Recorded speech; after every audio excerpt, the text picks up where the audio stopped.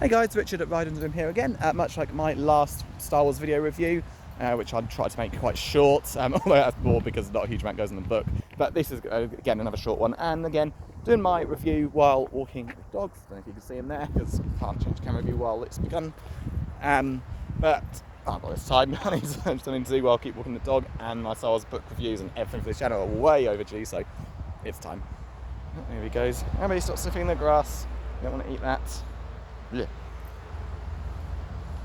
Blimey, this grass is dodgy. A lot of that stuff the dog wants to eat, which he really shouldn't. Okay, so back to it. So yeah, this is for Outbound Flight. Again, much like my Rogue Planet review, how I mentioned that... this grass is a bit too, let's say, dirty. Yeah, let's get him off there.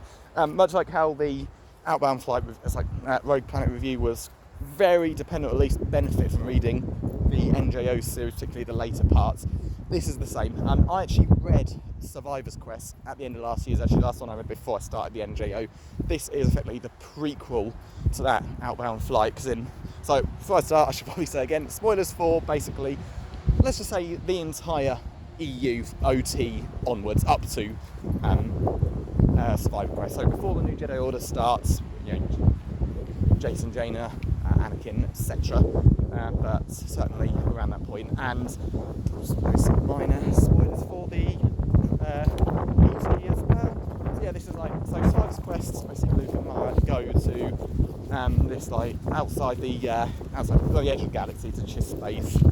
They discover this massive spaceship that's been completely destroyed. You know, huge size. I think it can hold 50,000, and yeah, they find a destroyed lightsaber there. No, not a destroyed lightsaber. Luke destroys it in a battle against the droidekas from Phantom Menace era.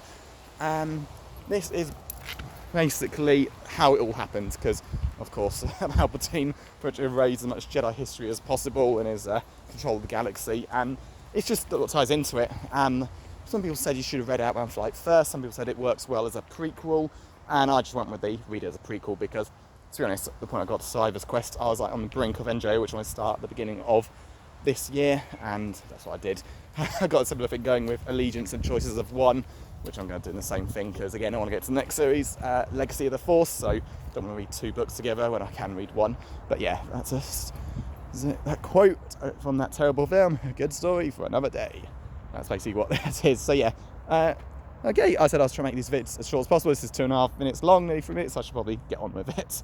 Okay, so Outbound Flight, it's set somewhere between episodes 1 and 2 after Rogue Planet. I think maybe a year or two later, so Anakin might be about 4. Yeah, I think he's 14 in this one, so maybe 3 years on from Rogue Planet, which of course 5 years after Phantom Menace. Yeah, that sounds right. Basically, him and Obi-Wan go on this journey to discover any worlds outside the Republic, and of course it's Edge of the Empire. Spoiler: there's a Jedi called Jorus Kaboth, that's it, who's turned out to be an insane clone. This is basically the original Jedi, believing that there's more life outside the galaxy and they should investigate it. So, you know, he basically gets massive funding, you know, takes a bunch of Jedi, takes like a huge number of civilians. I think the ship with multiple dreadnoughts around it, which can travel pretty much anywhere, gets about 50,000 people in, and basically they go there. You get the Chiss introduced, you see Thrawn. So yeah, Palpatine at the point of Supreme Chancellor, so he funds the deal. Of course, Darth Sidious, his alter ego, is involved as well. And it turns out that there are quite bad plans in place. He doesn't want Anakin there because, of course, Anakin is... Abby, calm down. That's my dog whinging for no reason.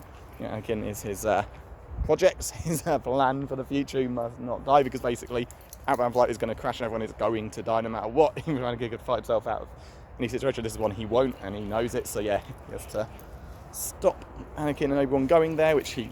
Oh, the dog's just gone on a rampage. Come on, boy, run.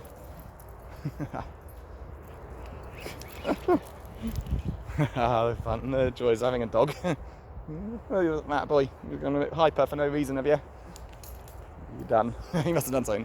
But yeah, basically, the ship's going to crash, everyone's going to die, Anakin must not be on it, and basically the reason is, again, I don't know if I, like, this is basically the end of the book, because you got the stuff leading it, you got the, you know, the Jedi that are on board, you got the stuff going on, you've got, like, of course, you're both showing massive tyrannical like aspects of his personality, which we'll see from the clone. He's you see on the brink of the dark side himself. I don't know how he's not been officially turned to the dark side, but he's absolutely got a poor view on how the Jedi should control, not help others, etc. And basically, tensions arise. He plans to take over the whole thing for himself, and eventually it does crash. The ships make contact. The ships are led to believe they're an attacking vehicle. Joruus is like, yeah, attack them. He doesn't think things through in any way. He just thinks enemies will kill them. Of course, they all lose. They all die as well. It's quite grim what happens. And but yeah, the main part is seeing what the bloody old dog's just gone into the mud. Come on, Abby, out of there. You're too muddy. Come on, we'll find you some better water. But yeah, onto it. Basically, Palpatine is keen to Anakin being on there because, again, I don't like this. A lot of people don't, as far as I know. He basically knows about the Yuzang Vong, does not want them to discover the Republic with all the details, because come on.